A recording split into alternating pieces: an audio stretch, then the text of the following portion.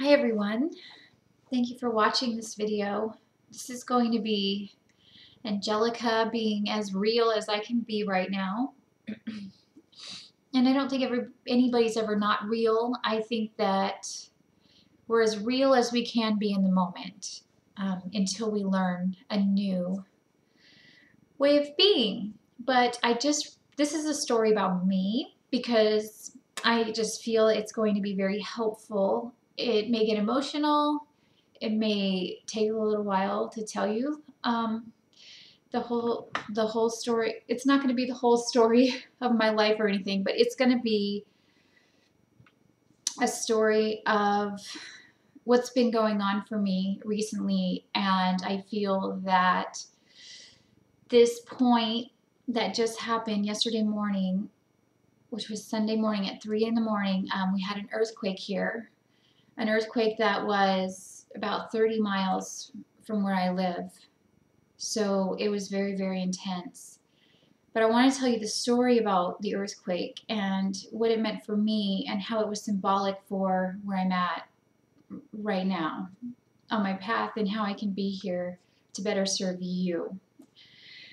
So it's been the past, I think, this feeling of just intensity, like there's something brewing under the surface, like, oh, makes sense for an earthquake. But for me, it was like kind of like in my womb area, like something was just like there was like this creative force, this energy, but in the same sense as there was this energy brewing within me, it was like in my body I was holding all these things, in my shoulders, in my everywhere. I was holding things, but then I felt this like rumbling. Maybe it's because I could feel the real earthquake. I haven't always been totally connected with the earth. It took me a long time to come into my body. Most of my life, I flew outside of my body because, see, it's already getting emotional, because this earth to me was very unsafe. And it just kind of goes hand in hand that I would just so happen to have a childhood that made me feel not only unsafe, but extremely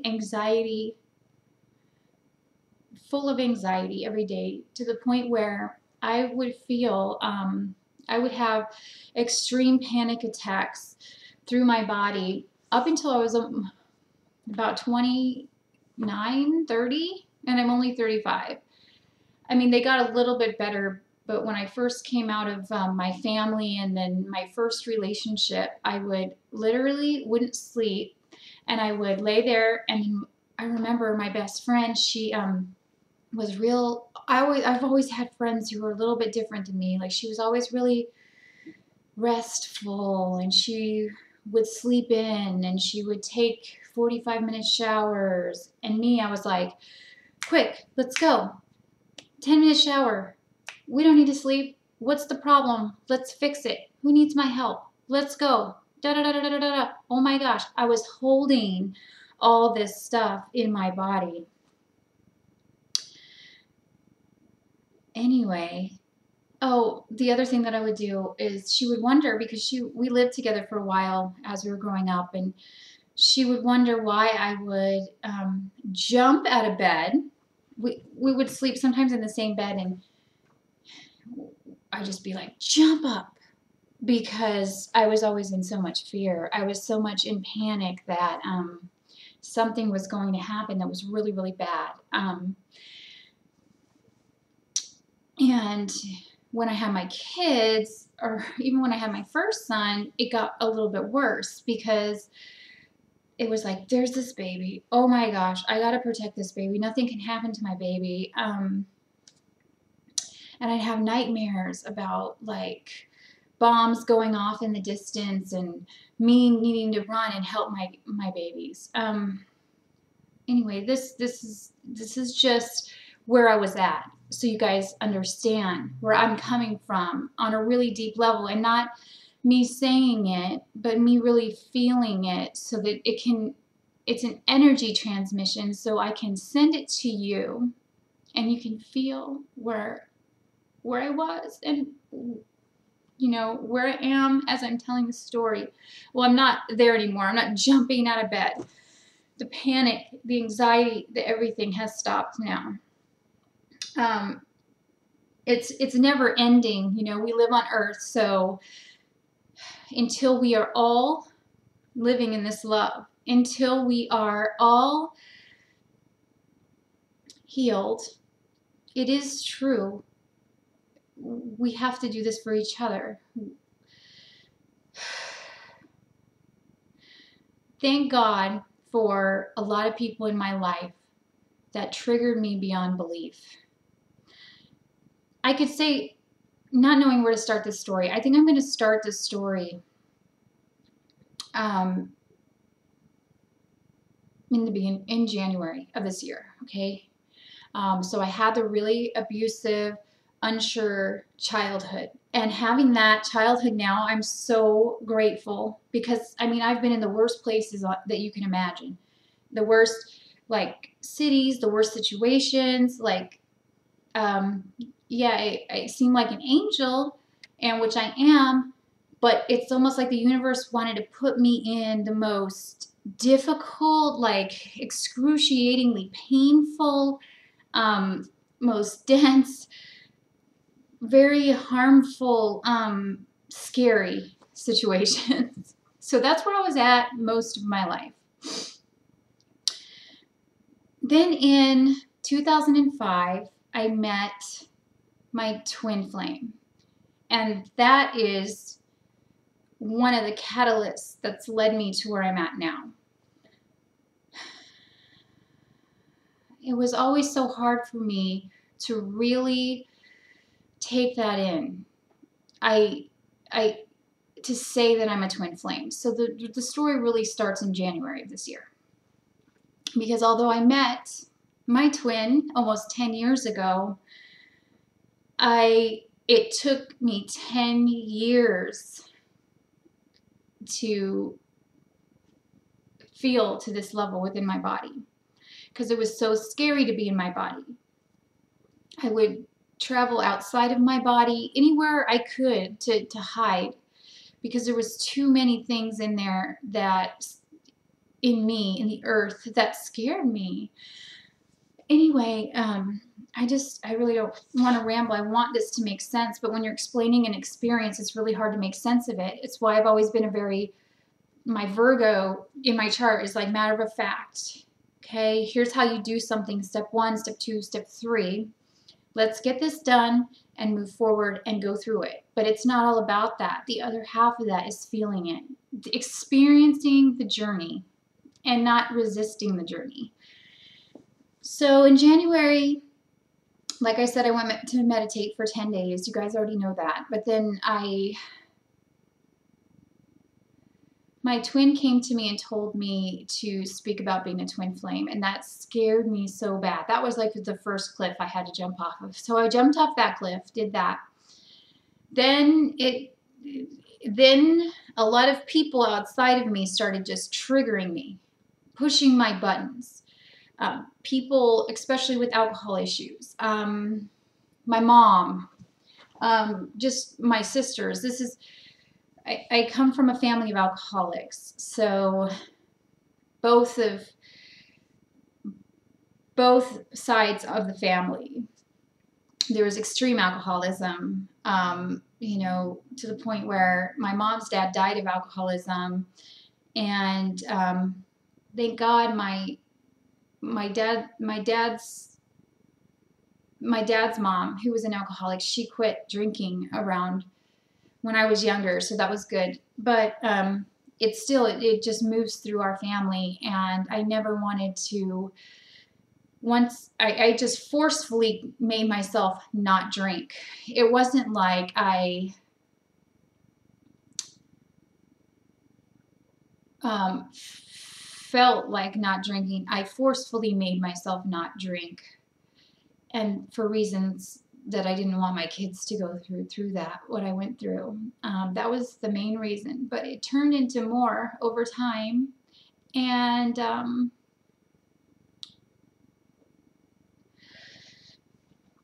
could never admit that I was a twin flame. And in my last video, the last couple videos, I said I felt like I was in Alcoholics Anonymous, which I know a lot about since my whole family's alcoholics. And that's okay. That was my problem right there. So a couple people really came into my life recently in the past 6 months, the past 8 months, to just push every button I had, every button that they could, to make this come up from me, this thing where I was just so scared. I was terrified of being around alcoholics, terrified of being around people that drank. And I knew that I didn't drink, and because that feeling is so, the feeling to be around somebody that is drunk like that is so, you have no power. And it's so scary because this person doesn't know what they're doing. And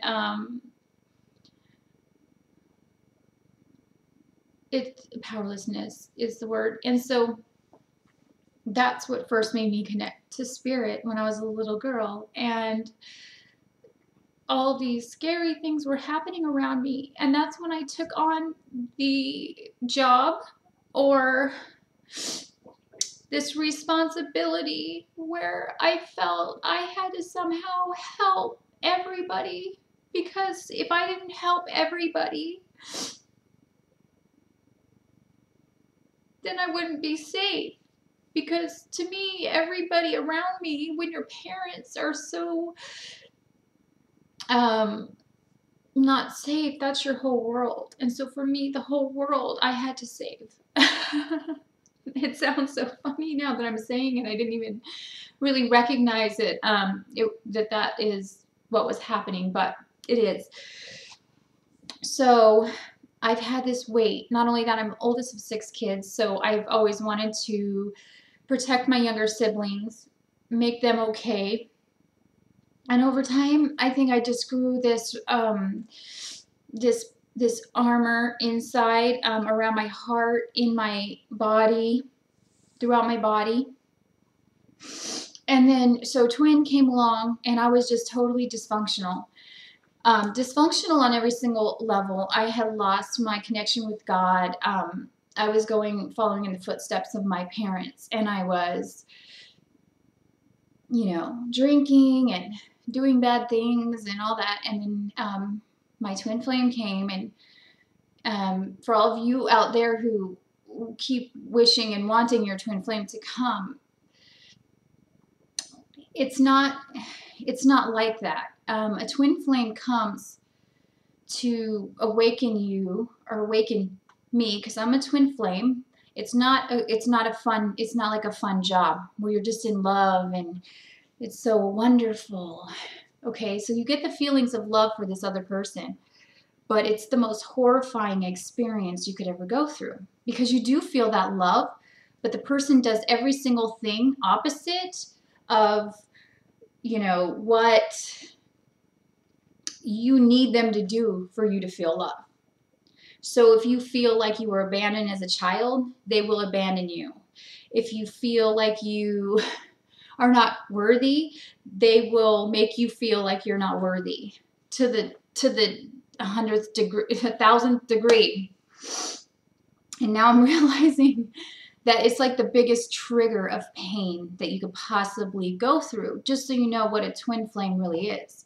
Now, what twin flames are doing is they are grounding this love, this higher love for everyone now, which everyone will experience the same amount of love. It's not about only some people get to experience this love, or only some were chosen to be this loved. No, it's not like that at all. What it is for some reason, some people chose to go through this intensity of pain through meeting their twin, balancing that energy, grounding it in the earth, for it to come up and be for everybody. So that's the situation with the twin flame. Anyway, so I could never admit that I was a twin flame. I did not particularly like this concept.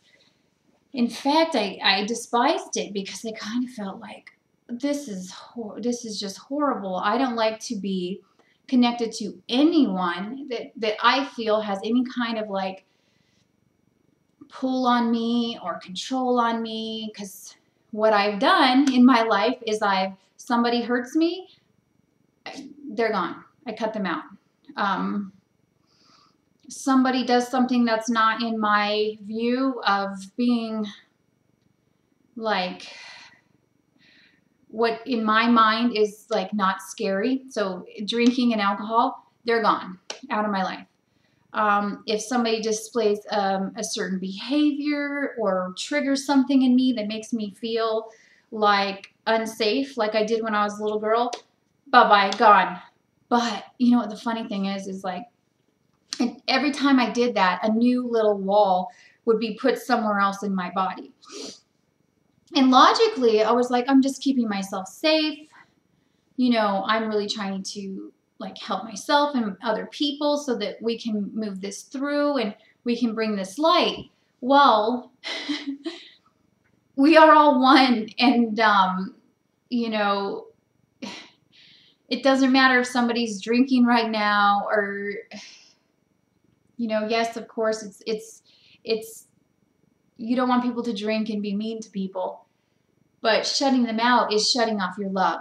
So the most recent thing, this is where the earthquake comes in. So, because this video, I don't want it to be so long to be like a movie or something, but the earthquake came. It started off with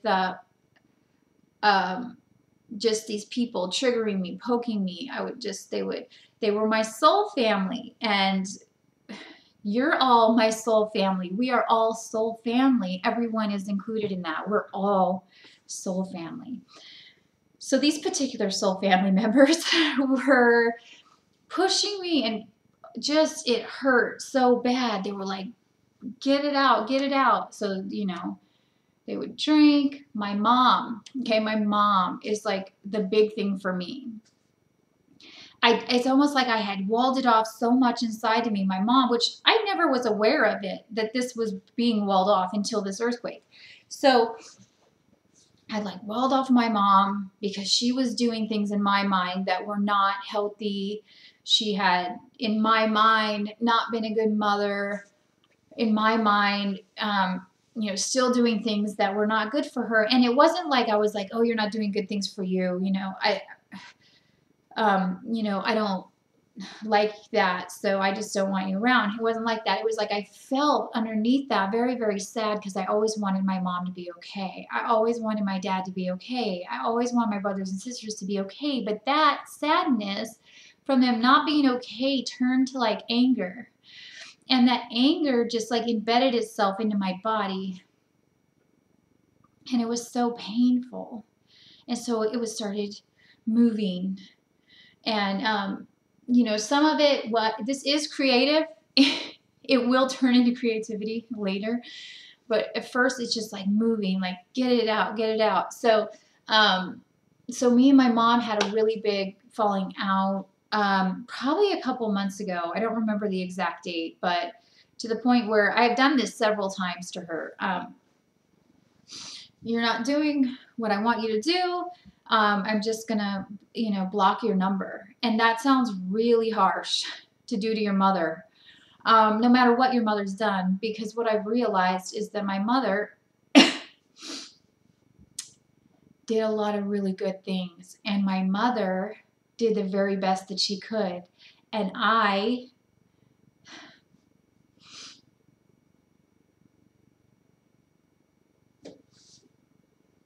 have a lot of similar qualities to my mother. I mean, she's my mother. I was born from her. There's so many pieces in me that are like my mom. So many personality traits I started realizing. I'm like, oh, that's like my mom. Get that out of here. You know, it's like I was disowning myself. I was instead of allowing that pain to be there and like not be there, but it's so hard to describe these things sometimes. It's like for me, I really had to embody it. I had to feel it to my core. The universe had to just like hurt me so bad that so I would get it. So I would just like let it go, feel it in my body. And anyway, I had a falling out with my mom. So I was holding on to all this stress, this wall. Don't talk to my mom. Then I had a falling out with one of my really good friends who really like was another catalyst that was like, you're not open. You're not, you're a twin flame and you're not open to your twin. These were all really, I wasn't. I always tried to get the twin flame thing away from me. Like I was like, there's got to be like some cord cutting exercise or some like salt bath, some kind of essential oils. I mean, this person is a energy vampire. I mean, everything that I could think of went through my mind. Your twin flame never goes away. And I think if you see my twin flame videos, they don't go away. They're always there energetically right by you. And they're there. It seems like they're so dark because what they're doing is they're shining to you all the places where you're not whole. And I couldn't look at that. I couldn't.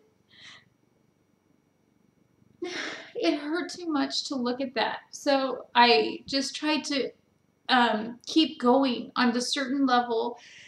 And I have grown, obviously. I've become so strong and I am very courageous. I can pretty much do anything by myself. I pretty much pushed everyone away and said, let me just do this myself. I'm going to do this myself. And that's what I've done. But you know what? That's getting really tiring.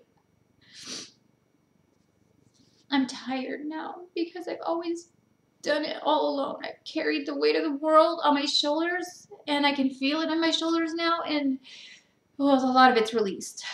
So anyway, video is getting really long and I'm just really releasing a lot of stuff. So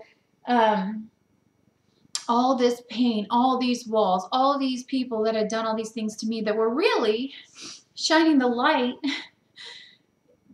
They were mirrors reflecting all those places in me that I wasn't allowing to be in my own self. And so that I could be my greatest light.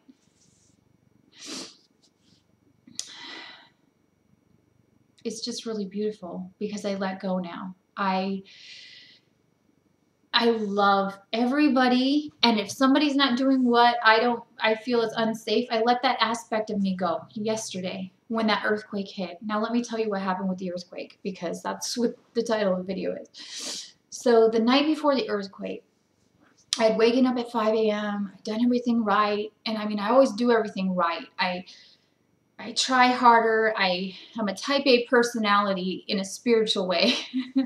So I, did that, did everything for the kids, did everything, everything I could for everybody that I could, that I had the energy to do. So I, waking up at 5 a.m., should have been tired. But here it was, 12:30, and I couldn't sleep. I just laid there. I was like, something's in me and I don't know what it is, and it's like this energy, and it was just asking to be released. It was like, it's just an uncomfortable feeling. It's not like there's like a spirit in your body or anything like that. It's more of like just this buildup of energy, and it's like I've been doing all my meditation, balancing, the yoga, everything, and it was still there. And anyway, finally, I think I probably fell asleep around 1, just by sheer exhaustion of trying to figure out what it was and like what were these emotions in me that I wouldn't allow myself to feel. And all of a sudden at like 3, I think it was about 3:15 in the morning, I wake up and my entire bed was, and I have a canopy bed, so I could see the bars on the bed were swaying like this. And now come to find out, it wasn't really swaying. What it was like a rolling earthquake, and so the ground rolls. So it like rolls. So it was like a wave, okay? And so I was like paralyzed in fear. You know, people live in California, I guess they're not scared of earthquakes. I've never felt an earthquake like this. I felt little tremors in the earth, you know, where you feel a little, unbalanced, or, you know, you could feel it trembling. But this was a 6.1 earthquake. So this was huge. So I just see my bed like swing. And this was for a long time. This wasn't like just real quick and it was over. This was like, and so I laid there for a second, and it was so scary. I was like, because what it felt like my bed was floating in space. It felt like I was laying there and there was no earth underneath me. And I was like, first I was like, okay, am I dreaming? Is this like, am I dreaming? Am I astral traveling? And I didn't know. But the earthquake lasted so long that I had the chance to have a few thoughts here. And then I was like, okay, I'm going to die. And it felt like, because the way that the roll went under, like the house, it felt like when it would roll under like that, it felt like everything was gone under you and the house was sitting on nothing. And so it's like, I'm going to fall into the earth. We're falling into the earth. I'm like, where's my kids? Where's my kids? Where's my kids? And I couldn't remember where my kids were at because it was so scary. And then I thought, I didn't think anything actually. What happened after that was my consciousness, my everything in me connected to every single person and every single being on the planet that ever died in like an earthquake or like a tsunami. Anytime someone felt that fear of like almost having to die, that's what I felt like. So I felt like I was going to die. That's what it felt like. I was going to die. And guess what? It was so symbolic about what was going on within me. If I didn't let these things go, if I didn't open up my heart, and my heart was open, I was loving, but there was these little spaces that weren't, okay? And I had to bust through that. It was like, and I wanted it so bad. My soul wanted it so much. But I knew it was very scary and dangerous to do on a soul, like my physical body or something didn't want to process it. So my son Joshua, I see him in the doorway and I couldn't move. And he said, Mom, where's Matthew? And I said, I couldn't speak. I was paralyzed. And then finally I was like, Joshua, come here. He's like, Mom, there's ghosts in the house. Because for some reason, he had gotten up before the earthquake because he's really in tune too. He woke up and he said his mouth was dry. And he was about to get up and get some water. And as he was about to get up, all of a sudden the house started rolling. And he said the closet door started opening and shutting. And his bed was just moving. And he was like, he was able to go stand through that and walk into the hallway. And as the whole floor is rolling and say, Mom, it's a ghost, where's Matthew? And then I thought, uh-oh, is Matthew at somebody else's house? Then I started getting panicked. So then I said, Josh, come here and lay by me. So he laid by me, and then I was like, oh my God, that was an earthquake. That was the biggest, most scariest earthquake I ever felt. And it was like light in the house. And I didn't know. All the lights were out. But the light outside, there's these sparks of light that come from big earthquakes, I guess. So it was like lit up outside. That's why I could see everything really clearly. Like the waves, the way that the waves moved. Anyway, after I had that experience, and I'm not totally there yet. I'm still getting there, but this has been a long time coming. I've been, scared to be who I am, which is you know, me, Angelica, but also I've been scared to be a twin, because I, I want this love for everyone, and this love is for everyone. This love, I'm doing the hard work for you guys so that you don't have to do it. And if you are a twin, then you know how much hard work you're doing for everyone else. So, you know, consider yourself lucky, because this is not an easy, being a twin flame is not an easy task. This is like true hardcore, not about you in any way, but you do have to still love yourself. That's the hard part for twins, I think, loving themselves and everybody on a spiritual path. I see that a lot, but this energy that moves through twins in order to be the most courageous, vulnerable, feeling, grounded. This is a higher love. This love, it has to come now. It has to come to earth right now. Anyway, so after facing death, after thinking in my whole mind and body that I was about to die, and then everything that I'd ever known up until then was about to end, I guess you could say it was like a near-death experience, even though when I went and talked to other people who felt the earthquake, they were like, oh, did you feel that? Wow, la, la, la. They didn't have the same experience as me. And I think the only reason that I had this particular experience is because everything that was already I was feeling. And also it's like, no, I know I'm here to do something. I have to help. So it was intense. And I have a cold too, and the cold's been a long time coming. Like I've been holding my cold. The cold has to do, the physical body has to do with the emotional stuff that's in the body, because you know, health-wise, I do everything right. So it was like, as this stuff started moving through me, and as you feel the energy moving through you, this Kundalini energy, whatever it is, it can come out, and you can get a cold or whatever, but it'll go away. It's just you releasing. You're releasing. And releasing is so good. Allowing and letting go is so good. So I kind of went on a little mission to, afterwards, be very vulnerable with what I was feeling, being who I am. This is who I am. Okay, I'm most of the time pretty funny. I like to make some jokes. I like to be a little bit humorous. That's part of my personality. And another part of my personality is that I'm very emotional. And when things get really, when I feel them really deeply, I cry. And crying's not a bad thing. Crying's a good thing, for me anyway. Some people don't like crying as much.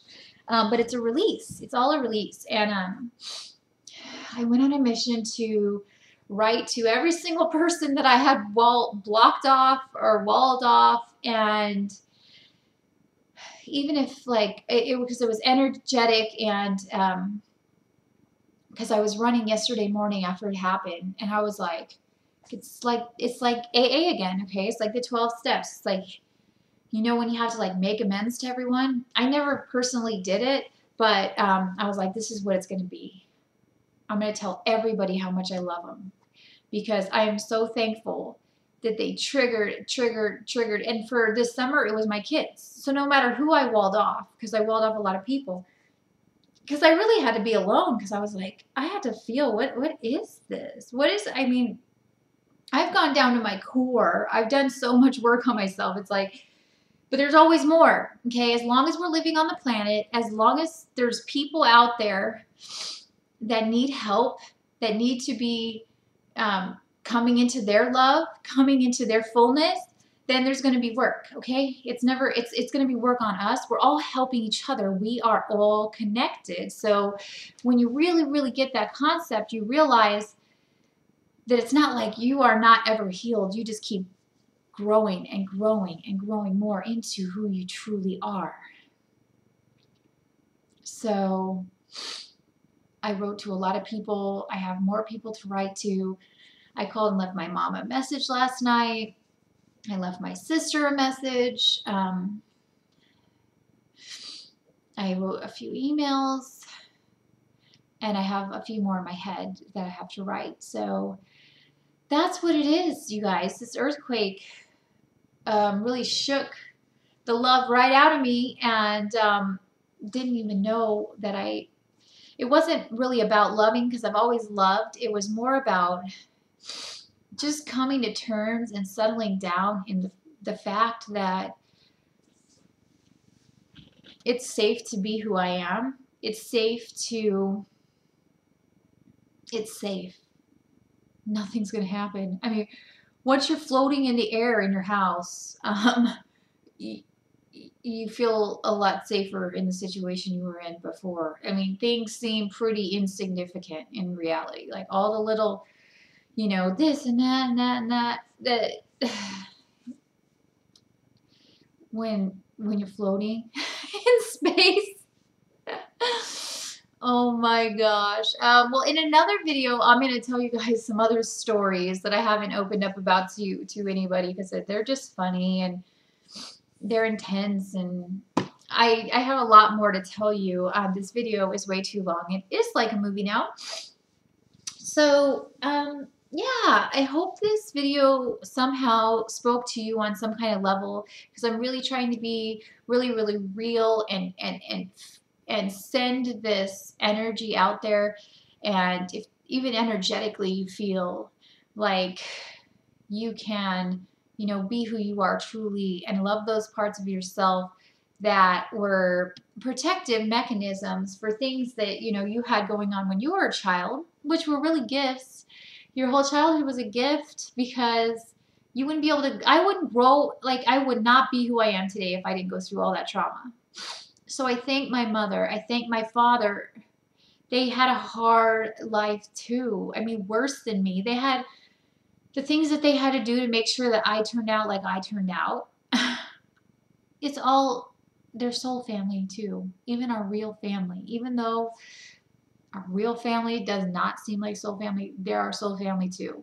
They stood there with us in the hardest of times and triggered us to the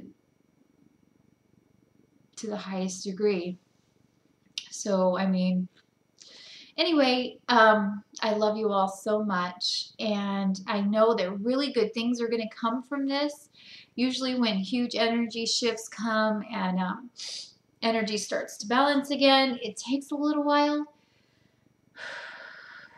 for things to, you know, settle. So, you know, I already know there's lots of new things that I was wanting to bring out. That's the creative energy. And in order to bring those things out to you guys, I really had to feel these things in me that were still blocking. And I have no fear anymore. I don't have any fear, because I've experienced the highest level of fear that you can experience. I felt like a little tiny bug that normally, like most people like kill a bug, like you know, spiders and stuff. And I actually like spiders, but there's another spider story too. This is leading up to the earthquake. This is really quick. If you're still watching, this is interesting. I was sleeping, and all of a sudden I felt something crawling on my face. Okay, and I was like, ah, like in my sleep, I was like hitting my face because I could feel that it was something, but I was like so tired that I was just like, okay, it's gone. And I was like, fell back asleep because I was so tired. When I wake up in the morning, I get out of my bed and there's a spider dead underneath me. So, that was the first fear thing that I was kind of like, oh, I was a little freaked out for a while there, and then I kind of let that go. Anyway, then, you know, feeling like an actual bug that could just be squashed in an instant, I was like, you know, I love the little bugs. I have always liked the little bugs and the little animals and stuff. But my kids, my little girl, it seems like she's had like a past life where there were Like she never liked little flies. She just doesn't like little crawly things. They freak her out to the highest degree. I don't know what that's about. She's getting better because I'm teaching her, hey, look, it's just a little bug. It's not a big deal. We don't. And usually I catch them and I put them outside. I never want to kill a bug because after feeling the earthquake too, I felt like a little bug that was just gonna be smashed. Lots of feelings went through that half a minute or whatever that was. Anyway, I'm going to end this video now. I love you all. I will see you soon, and I'm wishing you all the best. Have a great day. Bye-bye.